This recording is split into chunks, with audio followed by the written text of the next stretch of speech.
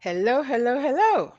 It's another Sunday and another episode of Sincerely Agile with Mary. Today, we're looking at wealth creation and cash flow. And who better to join me on this conversation than Yinka Ewuola? Hello, Yinka. How are Hi, you? I'm so well, thank you. How are you doing? I'm doing great. How's your Sunday been? It's been busy, but I'm really grateful and I'm so excited to be here with you. So thank you for having me. It's so great to have you. I was looking at your post this morning and I'm like, you know what? We'll talk about that post at some point. we Anything will you talk like. about we will talk about that post at some point.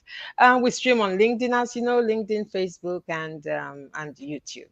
And Cool. today we're looking at business success and strategy, because that is what you do. We're looking at, wealth creation and cash flow. And of course, this is quite a timely conversation given what the economic climate has been like in the last few months, and God knows what it might look like in the coming months. So cash flow, good conversation to have. Wealth creation, good conversation to have. So welcome to Sincerely Agile with Mary. We have Ronke is watching on LinkedIn. Hello, Ronke, nice to have you here. So let me start by actually reading your bio, so that our audience will then get to know you better. So, Yinka Ewuola is the founder and managing director of Kala Success Systems, a multi award winning business owner, coach, consultant, strategist, trainer, and speaker working with inspired and ambitious women around the world, women wanting to have their all on their own terms. As a unique business leader focusing on changing the narrative for women in business, Yinka founded Kala Success Systems to support busy and ambitious women to shine, sparkle, and build profitable businesses while living nourishing and inspiring lives. She's a real champion and supporter for women doing their thing. Along with running her business, she is also a school governor, charity trustee, youth mentor, and is committed to building an incredible legacy of love, life, and excellence for as many people as she can. I love that. Welcome to Sincerely Agile with Mary, Yinka Ewuola. I love the fact that you talk about, women, women, women. You're so passionate about women. So why they focus on women? I think that's a good place to start. Why they focus on women? Um, well, as I said before, I am so excited to be here. I'm a huge fan of your show. So many of your guests as well have been so inspiring. And it's been a real honor to be asked to be here today. And so, to answer your first question about why I focus on women, is because of a number of things. Um, my journey into business began when my mum was diagnosed with breast cancer. And she was running her own business at the time. And we, as well, my name suggests, we're Yoruba women. And one thing you can say for sure, and I recently watched the Netflix documentary about Yoruba culture and how it has, gone beyond the shores of Africa and, the legacy that it has had across the world. But one thing that is always really stood out to me is the role that women, certainly in my history, when I look at my mum, when I look at my grandma, when I look at my great grandmothers, I didn't meet them, but when I hear the stories, the strength that comes from them, and the role that they play, the importance, they create this like incredibly beautiful social net. So when whatever's going on, no matter what happens, you can always rely. You could always rely on my mum. You could always rely on my grandma. And yet, when my mom was diagnosed with breast cancer and I stepped out of my investment banking career to support her, I went out to try and find knowledge and information to help me to be able to support her business. And everything that I discovered was designed by men for men. So some of that was by design, and some of it was inadvertent. And it's not like you look on the tin and it says for men only, but the messages and the language used made it very obvious that this was not designed with women in mind, with the other roles that we have to play in our lives, in our communities, in our families. And so initially, I'm someone who is very studious. I was always top of the class. First class degree, happy days. So I was always someone who did the work they said you should do, and I was finding that the results were different. And the reason why the results were different was because they were not they kept saying, come and buy my amazing product, service, whatever. This is what you need to get the results that you want. What they weren't highlighting was the fact that many of these incredible men running incredible businesses, I have no shade for them, but they had a wife at home who was cooking meals, who was doing laundry, who was wrangling the children to enable them to go off and hide in a room for 5 weeks and learn Google AdWords. And so they were not recognizing the wife at home effect, as I like to call it. And so, as I said before, my initial response was, I have to find things to support my mum. I'm so grateful my mum was able to, completely, come through her cancer battle. She, kicked cancer's butt. She went climbing up Mount Kilimanjaro to celebrate 10 years free of cancer. Woohoo!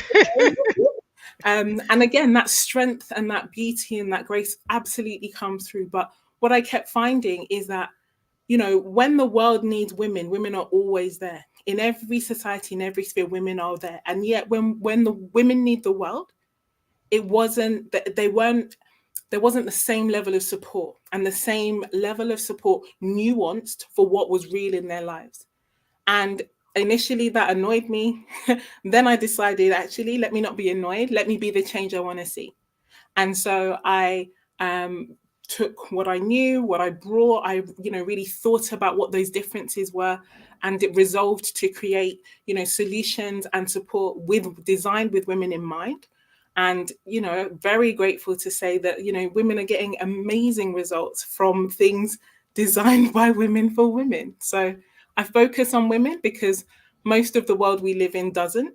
Even though we are more than 50% of the population, it's incredible that we're still so invisible. But also because everyone benefits when women create wealth. Everyone benefits when women fulfill their full potential, because of how we spend, because of how we think, because of the way we lead and the way that we show up.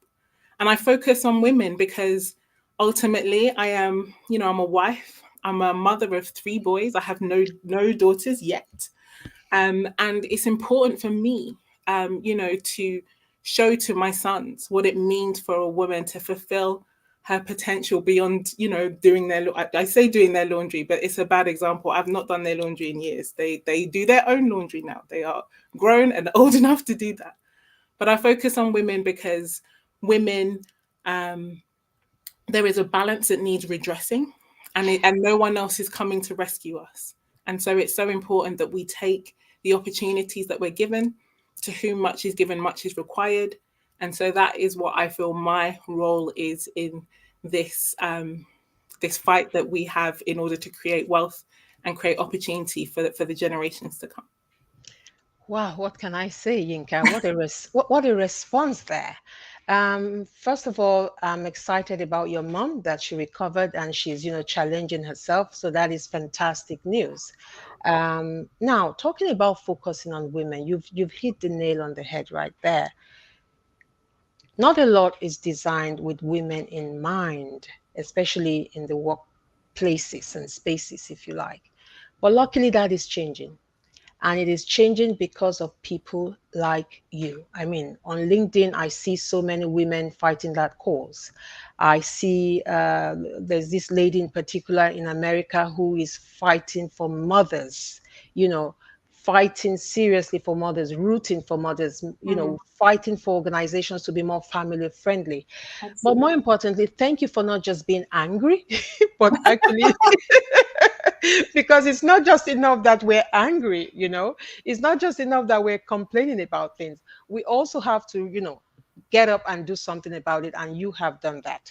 And hopefully the balance will start to tilt in our favor. Mhm. Um, about your business, I'm going to ask you more about that. You obviously like working with women. What does good look like for a business that is considered successful, first of all, from your perspective? Because obviously you're a business success consultant, you're a coach, you're a business strategist. So tell us, what does good look like for a business that is considered to be successful? And it doesn't matter whether this is a business for a woman or a man, just any business. Yeah, and actually, I love that you put that caveat at the end, because when I was thinking about this question, what I discovered is that the answer to the question very much depends on who you are and what you look like. Right. And part of the reason for that is because some of the biggest name companies that we can think of in our minds, you look at Uber, you look at Airbnb, Mm-hmm. and when I go around and I look at the idea or the success in something, Mm-hmm. has to depend upon the purpose of it. And so Right. when you think about the purpose of a business, we were always taught that, business is solving a problem for a profit, Mm-hmm. to find like a snappy definition. And yet Uber, Airbnb, Wayfair, these are WeWork, $1 billion organizations. Not one, only one of them has been able to turn a profitable quarter since their inception. These are billion, again, with a B, 10-figure companies, and they are not turning a profit. Right. And But they so, have a huge turnover, but they're well, not making a profit. this is the point, and Yeah. therein lies the because for a business like yours or mine, if we are unprofitable, we are out of business. Straight And away. so, what is it that allows those businesses to continue in spite of a lack of profit that isn't necessarily afforded to, let's say, you or I? And Mm-hmm. what I will say is that the reason that those businesses are able to continue to trade without a profit is because they still have cash. Cash is the only thing that can involuntarily stop your business. And so while these businesses are not profitable, they are able to raise funds, they are able to continue to fund their existence. And as a result of that, they're continuing to trade. And so that's, the first thing I will say is that what good looks like for a business that is considered to be successful, what good looks like for any business that is genuinely alive is cash flow. Yeah. Without cash flow, even a business that is not profitable can still be alive without cash flow, can still be alive if it has cash flow. If it So has a a business can be pre-revenue. That means they're not making sales yet. They mm-hmm. can be pre-profitable because that means that they're not they don't make profit. But Mm-hmm. you can't be pre-cash. All So right. ultimately, yes, for me, business is such an exciting vehicle to create, wins around the world, wins for the owner, wins for the customer, wins for the employee, Yeah. wins for the environment, wins for future generations. That's why I'm so passionate about entrepreneurship. I genuinely believe that the biggest problems that we face in our world today will be solved through the vehicles of entrepreneurship. And yet, in order for any business to remain successful and therefore sustainable, it has to have cash. Sure, it has to have cash because it needs cash to keep running. So you may not be profitable, but for as long as you can have that flow and you're able to recycle that cash. So take for example, you're buying and selling, and you have three, four people. You have a fashion store or a food store, whatever, and you're selling and you're restocking and you're able to pay your bills and able to pay your staff. You will be in business for a while and hopefully you're able to pay yourself. And that's the thing. And that's the thing. Because ultimately, like I said, if you look at those businesses that are Uh-huh. billion-dollar businesses and no profit, if you look at the founders of those businesses, they all look very similar and they don't look like you or me. So Uh-huh. what I will say there is that why it's so important for us to understand the fundamentals of business, the fundamentals of what will Mm-hmm. keep your business alive and focus on that. Mm-hmm. It's really important that we are able to, for a business to be successful, to me, like you rightfully pointed out, it needs to be able to pay its way.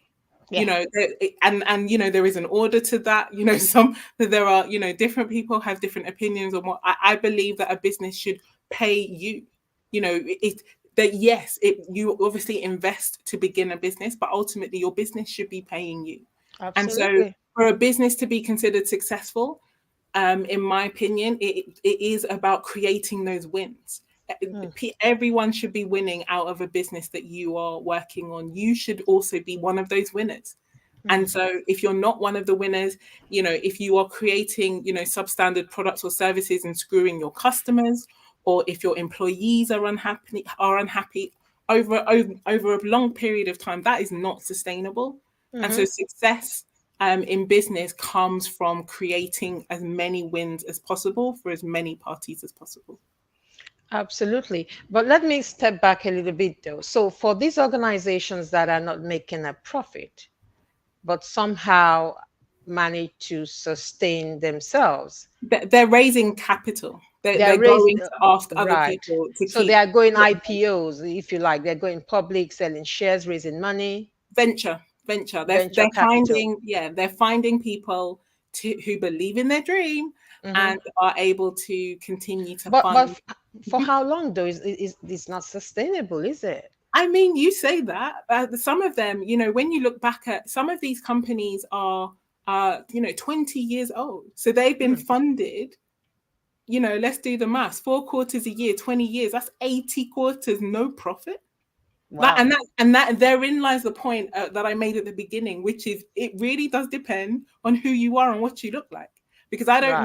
I don't know an investor that will countenance you or I having 80 unprofitable quarters and to continue to give us money. Money. Therein lies the point. I don't want to run an unprofitable business. So that's why I'm not going down that road. But it was really you know, if you'd have asked me the question yesterday before I read the article and refreshed my mind on this particular point this morning, I would have said, yeah, you know, solving a problem for a profit or at least with profitable intentions.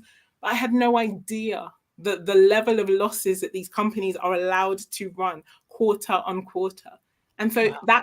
that's why it tells us that the playing field of business, it's not, you know, it's not balanced, it's not fair. And so, you know, the way that we balance it up is we get really good at understanding what it takes for us who are starting businesses, who are, you know, focusing on building wealth. We understand those rules. We play the game to our advantage. We don't, Wow. they have that advantage. They have the Wow. advantage, they may have the advantage of resources, Hmm. but we have the advantage of resourcefulness. And, Resourcefulness. and resourcefulness will always trump resources. Resourcefulness. Now let's come back to resourcefulness. Let's come back to our level, if you like. So for business women like you and I, what business models are we talking about? Because my question here, when women approach you, what problems are they trying to solve? Because obviously they've started a business Yeah. or they're about to start a business and they know, Yinka can do amazing stuff for them. So when they approach you, Yinka, I need your help. What Yeah. problems are they trying to solve? One of the biggest problems I see for women in business Hmm. is the anxiety that comes from instability in their cash. So Mm. they have cash and then they don't, and then they do, and then they don't. And then someone pays and they're like relief, Hmm. and then the money is whittling down and they're like, Hmm. and so they have what I like to call lumpy cash flow. And Right, so, or they are on what I often call the cash flow roller coaster. right. And so their cash flow is it's not that they have no cash. You know, that's a different problem and I have a different offering to solve that. But the women who approach me more often than not, it's not that they don't know how to sell. It's not that they are not creating incredible value in the marketplace, but it is that because they have not had a specific and laser focus attention on their cash flow, it isn't stable, and as such it is causing them anxiety. They are not able to go out there and do the best that they can do and invest in the things that they want to invest in. They're not out there you know, shining as they could or should, because at the back of their mind, there's always a worry about how, I've got to pay my bills. I've got, so many women, they didn't go into business because initially for, ambition's sake. They went in due to circumstance or necessity. A lot of women are, they're out of the gate needing to feed their families, needing to keep body and soul together. That's the reason why I'm so passionate about, female focused businesses and led businesses, because often those stories are so different. But it is with that in mind, that they are doing this, but it's a struggle, and not there's a hustle culture about it. There's a struggle, and then there's that constant anxiety, and Right. so they know that there's a better way. They want to be able to focus on cash flow so that they don't have to focus on cash flow, so that Right. they have that as a solid and firm foundation for their business, and then they're able to focus on the next things. And so Right. they come to me to get that firm foundation so that they're able to build, whatever incredible structures they have in mind for their business journeys. I'll come back to this question again, but I like to carry our audience along. And I have some comments here. Okay, so people have joined us. Ronke Kemi, hello, LinkedIn user. Ayu Adeola Sheni, another LinkedIn user here. Okay, Ronke says, happy your mom is doing great. Yeah, yeah, be the change you want to see. Absolutely. It's not always easy to step forward and do that. So it's good to see. Glad for your mom again. And well done for dropping everything to support your mom when she needed that support. Absolutely. Absolutely. Kemian, Yinka, she had some typo there. That's it. And someone here says, I love that. Okay, cool. I like to carry our audience along. They join us every Sunday. Thank So you. back to my questions, back to what problems women are trying to solve. You've talked about cash flow. So a Yes. woman comes to you and says, I've got cash flow problems. You do some consultations Oh with no, them. she often won't say cash flow problems, and Right. therein lies the point. They Right. want to grow their business, so Right. they may say something like, "Oh, I'm struggling to grow my business." They Right. might say like, "Oh, um, I need to generate more leads, or I want to, Right. sell more products." But part of the fact that they don't even use the word cash flow is because everything around the world at the moment talks about business growth. And we're all really proud to talk about business growth. Even the words cash flow, it makes people nervous. There's like a contract. Oh my gosh, she said the We C talk word. about conversion. We talk about Yeah, lead generation. everything. Yeah, But but we we never don't really want talk about to. cash. We don't want to talk about money. Show me the money. We don't want to talk about money. She used the M word, she used the C word. And therein lies the point, because we have been, socialized through culture, through religion, through society. Women talking about money. Oh my gosh, women being overtly ambitious. Oh dear. And so we have, uh, oftentimes it's through my questions or through my content that I'm able to say to them, okay, if this is what you're experiencing, you think you have a business growth problem. You don't have a business growth problem. You shouldn't even be focusing on a business growth problem yet, because if you don't have consistent cash flow, that's the only problem in your But business. but but it's a chicken and egg situation here now. How do you get the cash if you don't have the conversion and if you don't have the lead But that's the generation and all thing. that? But that's the thing, Mary, and therein lies the point. You can go on. I've done those courses. Trust me. So you go on a course, and they say we will help you with lead generation. Brilliant. So I become a master lead generator. Fabulous. Then what do I do with those leads? Oh, so now I need another course, because now I've got all these leads. I need to know how to nurture them. And Oh, how to great. convert them. And then exactly, then I nurture all these leads, and then I'm like, okay, I've got all these nurtured leads. Then what? Then I need to go on yet another course. And then, oh, now I'm excellent at converting and getting people to say yes to my offers. Brilliant. You can, as I keep saying to people, in this internet, it's different when you're in a shop and you're, handing over the cash and taking the product away. But in this space of products and services, I've had people who have made many, many sales and not collected the cash. That the Wow. sale did not actually materialize.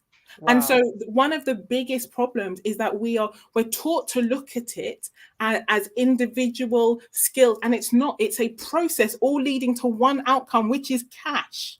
Hmm. So how about we focus on, we do Stephen Covey style. We begin with the end in mind, and the end in mind is cash. How is it that we have all been socialized into doing and focusing on every other thing except the actual outcome that we're seeking, which is the cash flow? And so it is, and this is why I love the work that I do, because it isn't a question of, oh, we focus on cash flow so we forget the other things. Not at all. Cash flow is as a result of a process. And it is as a result of proficiency at a minimum in a number of different components in the process.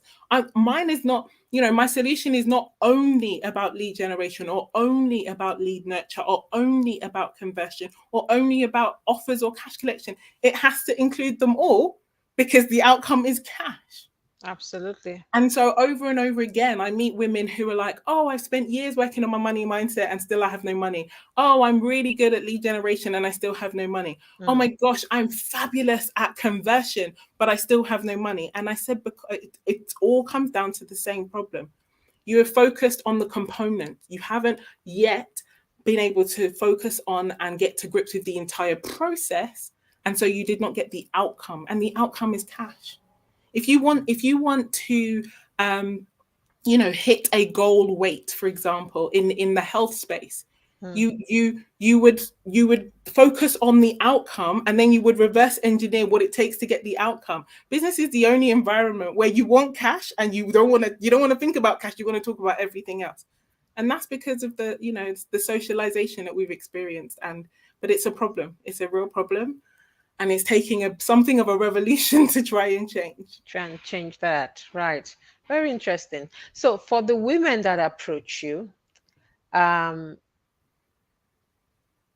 are they in the service sector predominantly? Yeah. Are So they okay? they're predominantly services. I do have women who sell products as well. The principles of cash flow and finance and business are relatively similar, but my expertise is more in the service environment. But the Right. principles work. The principles work. And we talked at the beginning about the difference between profit and Hmm. revenue. And Hmm. I literally did a video on Friday on my social media profiles, and I've had so many women in my DMs saying, thank you so much for Yeah. explaining this. I had Yeah. no idea that income and revenue and profit and cash were all different. And I'm like, and you're running a business? And this is no shade to you, because at the end of the day, you might find yourself that you need to run your business. You may not Hmm. be that was what you wanted to do, but it's honestly like trying to go to battle and turning up in for army training in your flip flops and sunglasses. You're like, it's woefully unprepared. And the thing is that Absolutely. business is tough. It Business is is tough. tough. And so being unprepared for a tough battle Hmm. is a real challenge. And so it's something that as I said, I'm doing all that I can to make and help women to change their experience of it, because it doesn't have to be as hard as we make it out to be. It doesn't have to be. And like you said, it's about changing that mindset because we have been so conditioned not to talk about money. And I mean, even for those who are prepared at this point in time, it is tough. I mean, Yeah, energy bills, we are still recovering from COVID and all of that. So you deal with women in the service sector. So for people who are just starting their business, do you have women like that approaching you? People who are just starting, just starting. 100%. And they're Okay. my favorite ones, because they Mhm. they haven't they get to start their business I right. was just gonna say. It's not a matter of unlearning and Mm, relearning. And and mhm. and the other thing I will say though is that you said that it's especially tough now. It's especially tough always. One thing that, True. as someone who, my degree was in economics. Right. So one thing that I keep saying to people when they come and they're really worried about the environment and, oh my gosh, we're about to go into a recession. And one thing I often say to women is that we are always going into a recession. That's the nature of capitalist economies. Hmm. Like, please don't allow the news and what I like to call misery soup of the news to Hmm. tell you or to convince you that things are different or worse than they have been before. Yes, we have, social media now. So bad news is like really, really bad. But actually, one of the things that is so important to do is to guard your mind and Mm-hmm. to ensure that you focus on the things that you can control and you can change. Because ultimately, I mean, we have just had yet another change in Yeah. the top echelons of our Yeah. political sphere here Yeah. in the UK. We can't change that. He couldn't change that. He was in Washington, at an IMF meeting, came back to get the sack. So, Yeah.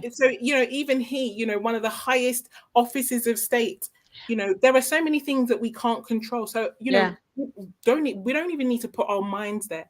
What we need to do is put our minds to what we can control. And what we can Can't control complain. is creating incredible value in the marketplace, Mm-hmm. learning the skills to get our offers out there, creating incredible opportunities for people to really transform and change their lives. Mm-hmm. It's crazy to think how many people in every scenario, every time there is a recession, there are huge winners out of every Yeah. recession. People Absolutely. make more money out of the Than recession they than, ever did. Yeah. and I can guarantee that these are not the people, watching the news, having fights on the internet, doing, that's not their behaviors. No. So I No. really want to encourage not just women, everyone to remember to control the controllables and keep the main thing. Hmm. And 90% of what is going on around us is not the main thing. Fantastic. Kemi here says, trust me, Mary and Yinka, I know cash flow is a major impeding factor in my business. Okay. And she goes on to say, you can say that again, Yinka, business is tough, but passion has kept someone like me going. And then she goes on to say, Yinka, where were you when I was starting my business? I I don't guess know, but I'm here now. That's the I, and I guess it's not too late to talk never, to Yinka, never because ever. that's one of the reasons you're actually on this show, Yinka. You know what this platform is about. This platform is about empowering everybody, women, Absolutely. men, young and old. And we've invited you here today so that you can talk to our viewers and so that people like Kemi can listen to you, and that if they need your services, they can always approach you. And Of course. another reason that I really wanted you on this show is because I know you put out great content on LinkedIn as well. And I know of women who have given testimonies of, how they have engaged with you and how you have added value. So let's go back to LinkedIn. And I like what you just said about, not fighting on LinkedIn and all of that stuff. Now, when it comes to LinkedIn, I know my boundaries, or any social media platform for that matter, any social media platform, because I tell people I'm a middle-aged woman. Even when I was a young, energetic woman, I conserved my energy. I didn't waste my energy on things that didn't add value.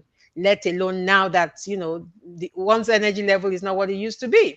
So, talking about LinkedIn, how do we show up as business women on that platform? So, Because let's not kid ourselves, right? Social media is here to stay. mhm, Okay. um, it's very, very valuable for our business. It's a great platform to use, but I guess we must all have a strategy of mhm. how we want to use it. I still don't think I'm great at it, but we are all learners. Um, how do we show up as women, as business women? And there's another thing I would like you to, give us clarity on. If I have a page, am I my business? Is my business me? You see what I mean? Yeah, excellent question. I love these questions, by the Yes. way. Like, oh my God. Honestly, I do a Is number of it one and the podcasts. same? Am I No, selling Marilania? You know what I mean? yes, So I and really they're do. here to listen to that as well. I love that. Well, thank you. As I said, I do podcasts a fair few, and there are being with someone who really asks great questions. It just makes everything so much more enjoyable. So I just want to say thank you for these awesome questions. And what I will say about the power of LinkedIn or social media of any kind is is a few things to remember before I answer your question. Number one, LinkedIn is a private business. It is a private business whose job, therefore, is to make profit for its shareholders. Right. And so if you are not paying LinkedIn, Hmm. then you are LinkedIn's product. And it's really important that you remember that first.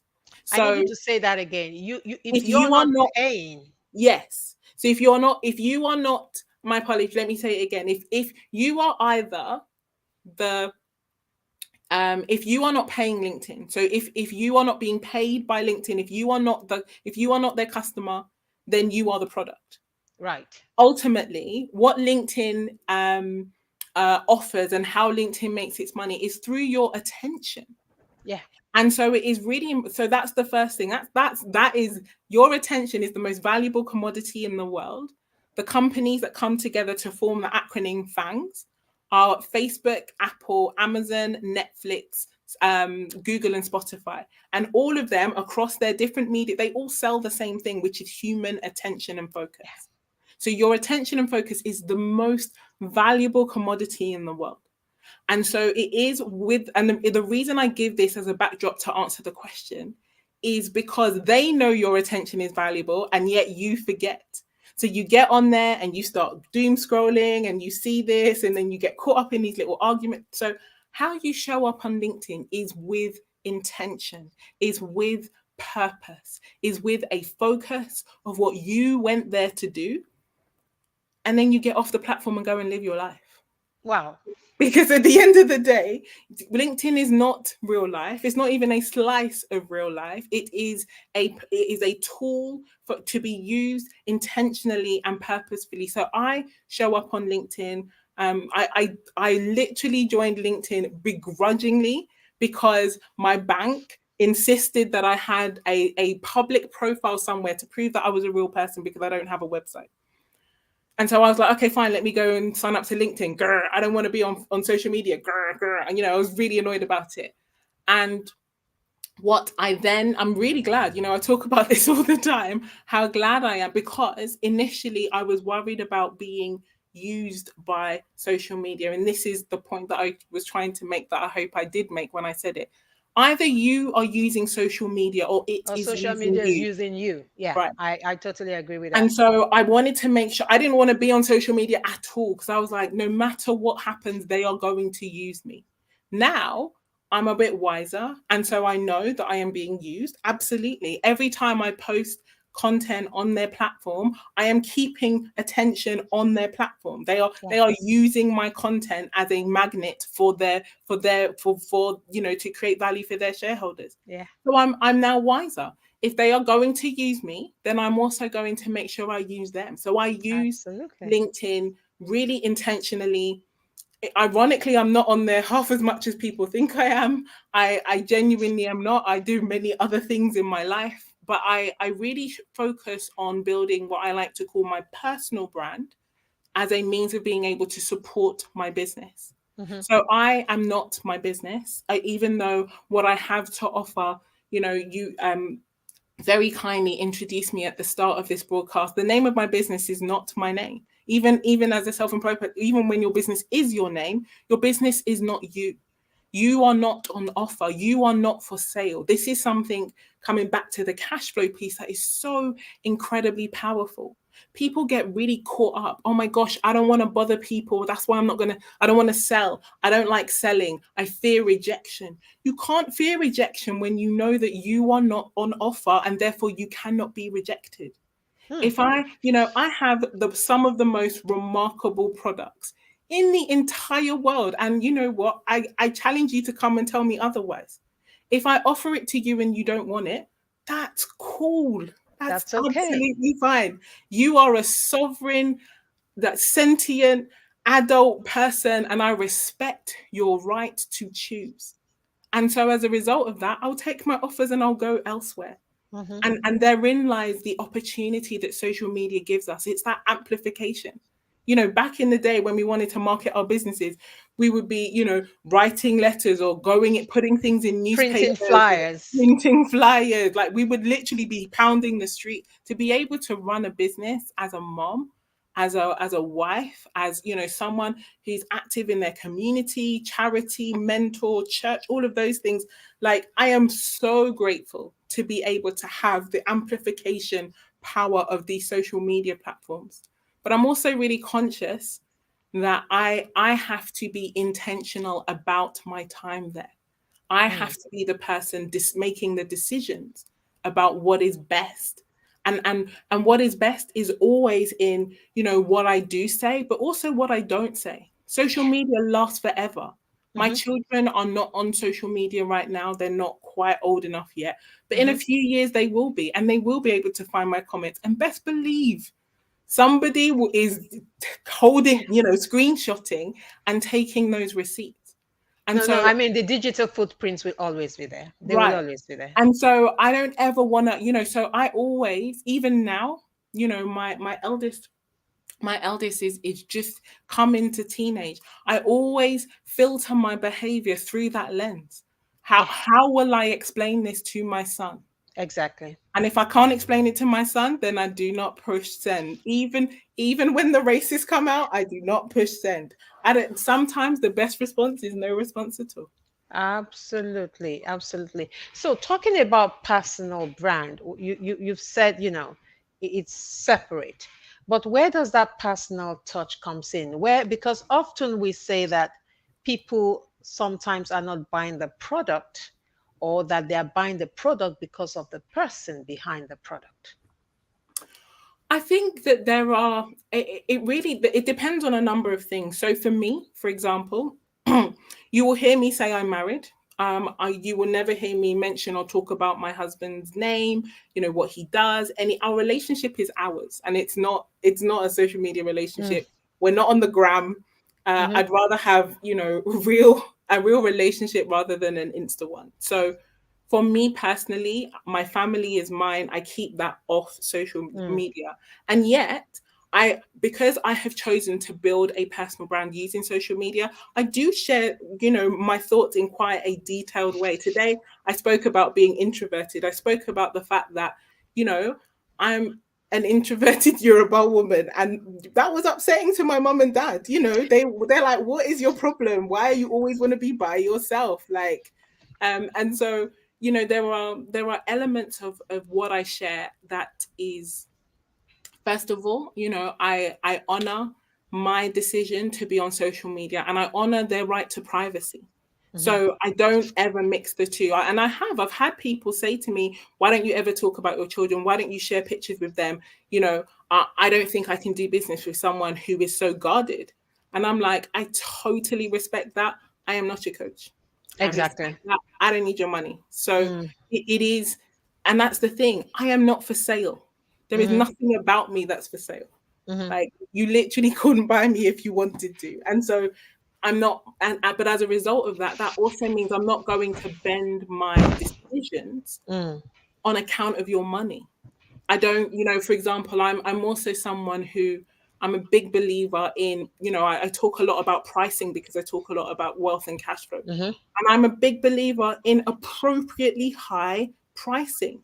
Yeah, If underpricing is financial self-harm. So it I'm not is. somebody who is going to engage in that, and I'm not going to be someone who's going to support that.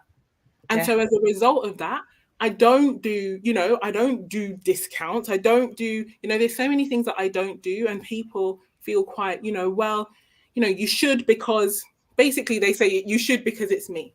And I'm like, well, to be fair, no, that's Yeah. not what is on offer. That Mhm, isn't how it works. And I so respect. One thing that I've come to learn a lot through my business journey is the importance of respecting people's sovereignty. absolutely. I respect your sovereignty. I respect your right to make amazing Mm, decisions for you. I respect your right to make terrible decisions for you. You are entitled to live, and do whatever it is that you choose. And I'm not going to be the person to override your decisions, even if I know that there are better ones. And mm, so for me, I'm always minded that I have a choice, and so do you. So My when you coach your clients on, branding, personal, yeah. I mean, because personal branding is a word that, has been floating everywhere for the last few years, especially with social media marketing and all of that. So Mhm. what's your conversation with your clients about personal branding? It starts with values. Mm, What are your values? What do right. you want people to know? Because ultimately, your brand isn't what you say about yourself, it's what people receive of you. Receive. It's what they will say of you when you are not there to correct them. Exactly. And so for example, for me, I want the things that I want associated with my brand is things like clarity. Whenever people speak to me, they're like, "Oh my gosh, I was really confused," and you say things so clearly. I'm like, yes, that clarity is one of my values, because the confused mind will always say no, and I want you to be able to move the next step forward. Other things I want associated with my brand: excellence. I want, wealth. I want a sense of freedom to be associated with my brand. And so these are the things that I not only put out in terms of content, but that's how Mhm, I therefore have to show. And I have to show up that way in all spaces. mhm. I cannot say, "Oh, I believe in your right to choose, but if you don't choose me, then I'm going to get upset about it." That's literally hypocrisy. So whenever we have conversations, I talk about what I want to do is to help you make an empowered decision.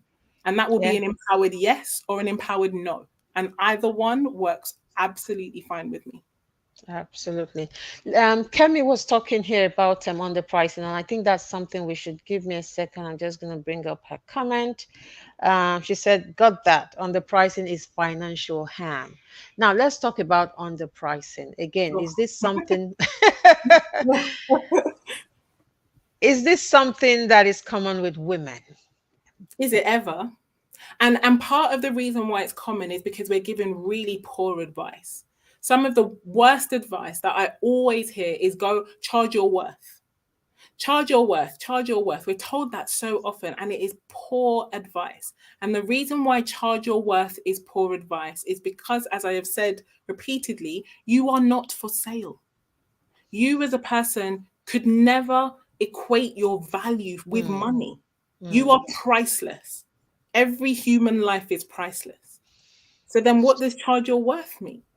So And so does that mean we're not defining the value of the services we render properly? what therein lies the point. So because you're told to charge your worth, you're then like, well, um, how do I do that when they say I'm priceless, but then so and so only has £50 in their back pocket, and so it's about helping people to separate a few concepts. There's you, the human, priceless, inalienable, intrinsic value. And then what we then need to think about is what is often called external value, value in the marketplace. And we as women invest so much money in being valuable, in getting those certificates and those qualifications, and like we've got more letters after our name than in our name. We are valuable, we're valuable, we're valuable. And yet what gets you paid, what brings you cash, is putting what is valuable where it will be valued. Hmm. And that is where it all goes wrong, because it remains valuable. It's literally pearls. And yet you go cast it before swine, and swine will do what swine does. And then they're like, oh, maybe it's not as valuable as I thought. No, it absolutely was, absolutely pearls. It was always valuable. You just didn't take it to where it's valued. And also, it's this idea that the reason why pricing is so important is because the external value of your offer is subjective. It I, is. I, I use this example all the time, and she's just retired from tennis, so it doesn't quite have the same impact. But I was talking about the person who massages Serena Williams' hands, how much that person would get paid versus someone who massages my hands or just any Yes. other person's hands. That Yes. It person, is subjective. it's completely subjective. That person could add zeros and zeros and zeros to their prices, and it would be worth it because Serena uses her hands to make her millions, incidentally. And so therein lies the point. Don't only focus on being valuable, understand how to ensure that your offers are valued. And that's of two things: well crafted, well presented. And And you need to they are the find, same thing. you need to find your market. Absolutely. You have to choose wisely. And these are what, again, these are what I like to call cash flow preparation skills. Mm-hmm. Finding the market where you will be valued, understanding how to craft an offer in a way that will help it to be valued, and then understanding how to present it in a way to enable you that you get paid. These are, and going back to the idea I said before, this is where you take all these individual skills and it becomes a process with that Yeah. outcome you want, cash. Yeah. If you're not focusing on cash, I'm not saying you can't get cash, Mm-hmm. but what I do know is that energy flows where attention goes. And Absolutely. and the more I put my attention on the focus on the things that bring cash, the more cash comes. Absolutely. Our energy definitely goes where our attention goes. That's why when you we're going like this, are you on social media just doing that and that? I am so, so mindful of how much time I spend on social media. I Absolutely. use it very, very productively. Of course, I have my 30 minutes of, comedy and music and all of that. But yeah, and I really, really like how you put it. It's either you're using social media to make money or social media is It's using using you. you. So that is an interesting one, but a lot of people don't see it that way. You'll be surprised. Well, therein A, lies the point, Mary. Whether a you lot see of it that people way or don't. not, the facts are That's the the facts. reality. Whether Yeah. you see them, whether Yeah. you agree or not. Yeah. These are, look, the law of compounding, the law of gravity. I don't Yeah. agree with gravity. Good. Don't go jumping out of your window just because you don't agree with gravity. Absolutely. It works how it Absolutely. Absolutely. You're definitely preaching so well. Good, good, good, good, good. Finding the market where you will be valued. Absolutely. You need to take your products and services to the people who can pay. I mean, I have had to make some changes in the last few months myself about how I run my business, and we really have to be conscious about everything we're doing because we do add value. works. And I like what you said, Yinka. You said you have, really amazing products on offer. Absolutely. And if you can't, hype up your own product, then who will? And of course, it is because it is value. You are adding value. And that is just so, so, so amazing. Thank you so much, Inka. Now, back to my banners. Now, let's talk a little bit about your post this morning. I quite liked your post.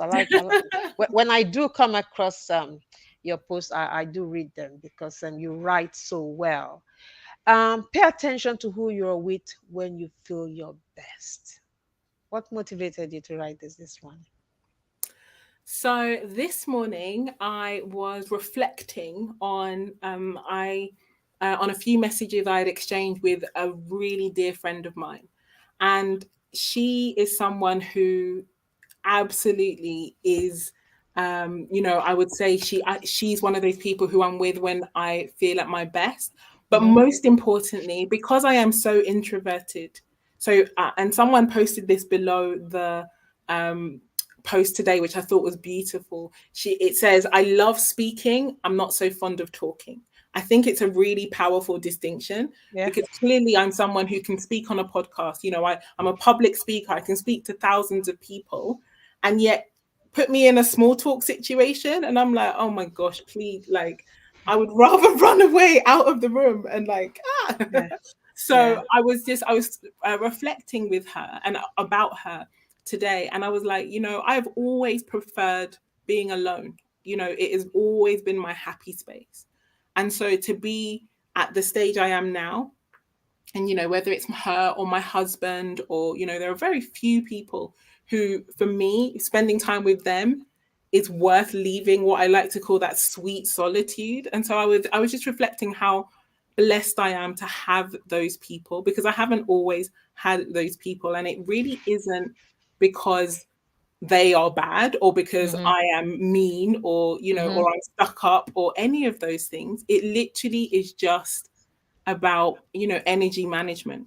As an Mm-hmm. introvert, my I am more restored and replenished when I'm by myself, and so Yeah. I've always focused on and loved being by myself. And so today I was obviously the post initially was about, the people in your life that make you feel good or make you feel bad, and I'm like, I purposely don't spend my time with people who don't make me feel good. It's just not, there is no reason for me to do that. There is no prizes for that level of masochism. And so Absolutely. but more importantly, for many people, they seek out other people to make them feel good. Whereas I'm seeking solitude because my favorite space in terms of feeling at my best is alone. And so, yeah, it's we live in a world very much set up for extroversion. And so, and also because I, speak and I present, people can often feel Yeah. it's easier for you because you can, and I'm like, well, I'm still very introverted. Absolutely. It's hard for It some makes people to us, reconcile those two, being a yeah. public speaker and being someone who's quite introverted. I mean, I thought I would talk about this because the post caught my attention, and because I am someone who loves to be alone a lot, a lot. And I'm bringing it up because being alone means I am able to come up with a lot of ideas. Mm, It means I can read and read and read also. Okay. And in being alone, you'll be amazed how, the peace I get from just being by myself. Because like you, especially Yinka, a I mom tell with you, kids, I, that I, I, alone I I don't time. like drama, and I don't get into small talk at all. I'm bringing this up because as business women, we need our peace, we need our, you know, state of mind to be tip top. And it is important that we pay attention to the things and the people that drain our energy. It 100%. is so, so, so important. And that's why I thought, I'll bring it up. For someone who, is introverted, your posts are great. And I'll also say, Your because posts as are I said, awesome. Yoruba culture is culturally extroverted, You between can say our that. Gele and our Ikpele and our, Sanya, And all now of I it. shall be, Yeah, yes. I share all of it. Like, Yeah. and so I also know that having grown up, for yes, we were in London, but we were Nigerian children, and so I know that it was very much at odds, and it was a very clash point, and so Mm. it can make you feel like there is a problem with it, or it Yeah, is wrong, or and that's what a lot of people think, that perhaps there's a problem with it. I mean, I'm the kind of woman that would go out and party if I want to party. That's not to say I don't go to parties. I was I gonna do. say, you can't dance me off the dance floor. Don't Exactly. It let the doesn't mean I don't go out introversion fool partying, you. or that I wouldn't go out with my girlfriends and have a really good night out, or that, I wouldn't have a great conversation if I'm in the right kind of circle, or if I mean, I'm not antisocial. Just No, because you like to be alone doesn't mean you are antisocial at all. For me, I just like the fact that I enjoy my own company.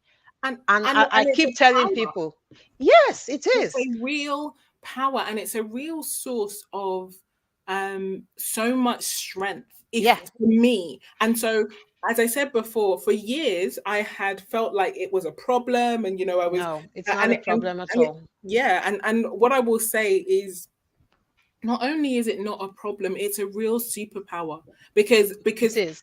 for many the opposite is true, and they Yeah. can't be alone, and they Yeah. feel bereft in the absence of other people. And I would just say Absolutely. that how you are is how you are supposed to be, and it took Absolutely. me a very long time to be able to accept and celebrate that aspect of my character. But I absolutely do, I'm and happy you got to that it point, doesn't Yinka, stop me because being honestly, a speaker. like you said, it is a superpower. And you know how quickly an hour goes by when you're having fun, right?